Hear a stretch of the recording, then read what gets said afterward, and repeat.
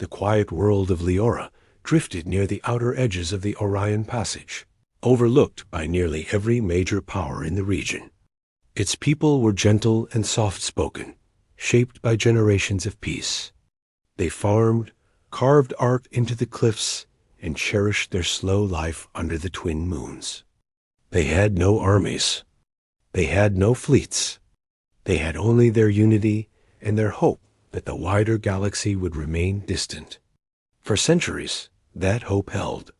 Empires rose and fell beyond their skies, but none bothered with the little green planet whose people could not be mined, conquered, or weaponized. The Leorans possessed no rare resources, and no strategic position worth fighting over. Most civilizations did not even place their name on star charts. To them, Leora was nothing. All except one empire, born from cold iron worlds, hungry for new subjects and new symbols of power. The Karen Dominion expanded with ruthless order, testing the strength of nearby regions.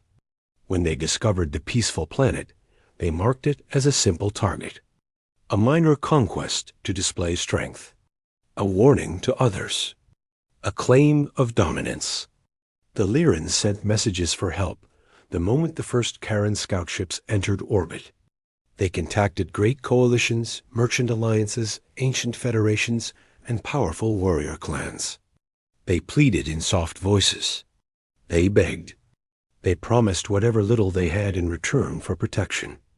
No one answered. Some dismissed them politely with formal lines about limited resources. Some ignored the messages entirely. A few mockingly suggested they should learn to defend themselves rather than expecting others to do it. The galaxy had no interest in a people who offered no profit. The Karen Dominion declared the date of occupation. They did not hide their intention. They believed the message itself would break the fragile spirit of the locals. And then a small, simple response arrived in the Leoran sky.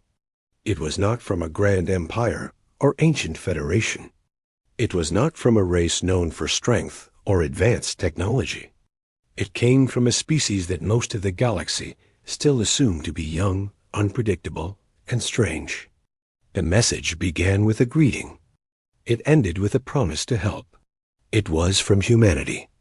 The humans did not speak with formal elegance or political strategy. They sent a short message of support, stating they had received the Leoran call and would not allow a peaceful world to fall without standing at its side. They did not ask for payment. They did not ask for favors. They only asked for permission to dock. When the first human ships descended, the Leorans gathered in awe. Their own craft were simple gliders for atmosphere, but the human vessels carried battle scars and reinforced plates as if forged from storms. The Leoran Council met with the human commander, a calm man known as Arlen. He wore a plain uniform without ornaments, which surprised the council elders, who expected symbols of rank. Arlen introduced his team and explained that humanity had been watching the region for some time. They understood how the Karen Dominion operated. They knew the threat was real. Arlen's voice held steady confidence, but he spoke with respect. He told them that humanity had seen small communities swallowed by larger powers before. He said they refused to watch that history repeat itself here. The Leorans asked him why his people would risk conflict for strangers. Arlen simply answered that humanity believed every peaceful world deserved a chance to survive. The next days moved quickly. Human engineers built defense grids around key towns. Soldiers set up shield emitters and emergency shelters. Medics trained local volunteers to respond to injuries. Some Leorans watched with worry, unused to such energy and urgency. Others followed every moment with curiosity, trying to understand the humans who treated them with such care. The human soldiers shared meals with the Leorans, and the difference between the two cultures became clear. The Leorans were gentle in every movement. They walked slowly, spoke softly, and smiled often. The humans were louder, faster, and constantly busy, yet every motion carried purpose. Despite their differences, a strange harmony formed between the two groups. The day before the predicted invasion, Arlen stood on a ridge overlooking the valley town of Mirren. The twin moons cast pale light across the fields. The Leoran elder, an aged figure named Eilen, approached him. Eilen asked if humanity feared the coming battle. Arlen shook his head. He said fear existed, but fear did not decide their actions. He explained that humanity came from a world full of storms, heat, ice, predators, and dangers that tested them every day. That history shaped them into something the galaxy often misunderstood. They were not simply aggressive. They were stubborn. They were survivors. And they never left friends behind. Eilen asked softly if the Lyrans were truly friends to them. Arlen smiled and said that anyone who asks for help with courage had already earned friendship. When the Karen fleet arrived at dawn, the sky turned red from the burn of their engines. Their ships formed perfect lines, meant to intimidate. A transmission echoed over the valley, cold and sharp, demanding immediate surrender. Arlen stood beside Eilen as the message ended. He waited a moment, letting silence fill the air, then spoke a single line into the communicator. He told the invaders that they would not harm this world. The Karen commander laughed and warned that resistance was pointless. He said humanity did not have the power to stand against a true empire. Arlen gave no speech in return. He only issued one request. He told the Lyrans to stay inside the shelters until the signal came. Then he gave the order to defend. The first Karan landing craft broke through the clouds. Human anti-air cannons roared. Shield domes flashed with bright sparks as they absorbed fire. Human soldiers moved with silent discipline, pushing into position. The Karen troops expected an easy victory. Instead, they met forces who fought like the storms of their home world. Human shock units counterattacked before the invaders could spread. They moved across rocky terrain with speed that surprised even the Lyrans watching from safe distance monitors. Arlen coordinated every response with calm precision. He tracked every breach attempt and directed teams to reinforce.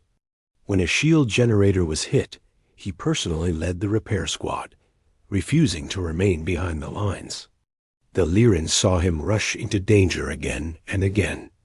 They watched human soldiers form protective circles around wounded allies or civilians. They saw them fight not with cold efficiency, but with fierce determination. Their presence felt like a wall, built from willpower rather than steel. The Karen forces began to falter. They had expected fear. Instead, they faced defenders who refused to give ground. The Karen commander grew impatient and ordered a concentrated strike near Mirren.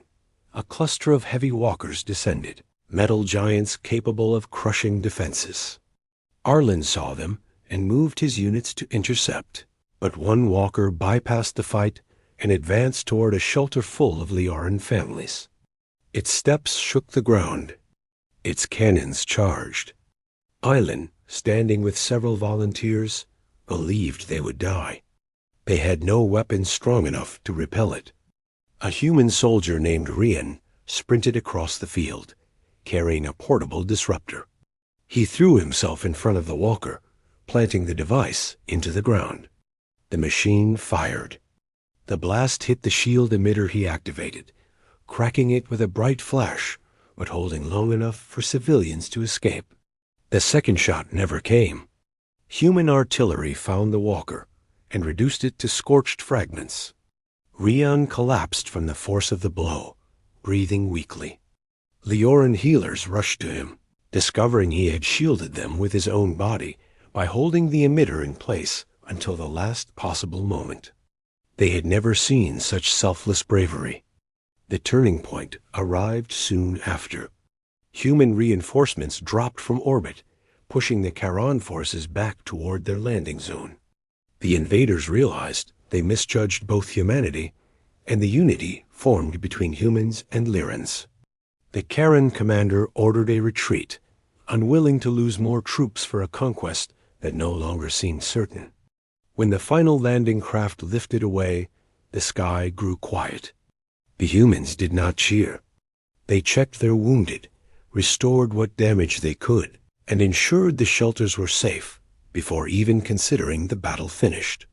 The Leorans emerged slowly, unsure if the danger had truly passed. When they saw the humans helping fallen trees, repairing roads, and comforting frightened villagers, relief washed through them like warm rain.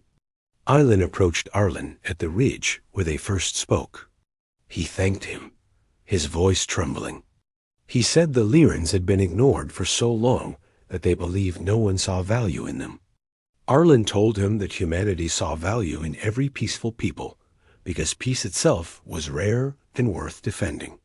Over the next days, the Leorans insisted on helping the humans repair their equipment. They offered food, crafted gifts from stone and wood, and invited them to join night dances under the moons. Human laughter filled the fields, blending with the soft songs of Leora. Before the humans prepared to leave, the council held a gathering in the valley. They named the humans Guardians of Honor, a title never before given to outsiders. Arlen accepted the recognition, but reminded them that humanity did not protect for titles. They protected because it was right. The Leorans still insisted. The day of departure arrived with gentle winds. Human ships lifted into the air as crowds waved below. Arlen sent a final message to Eilen. He promised that if danger ever returned, humanity would answer again. Eilen wept.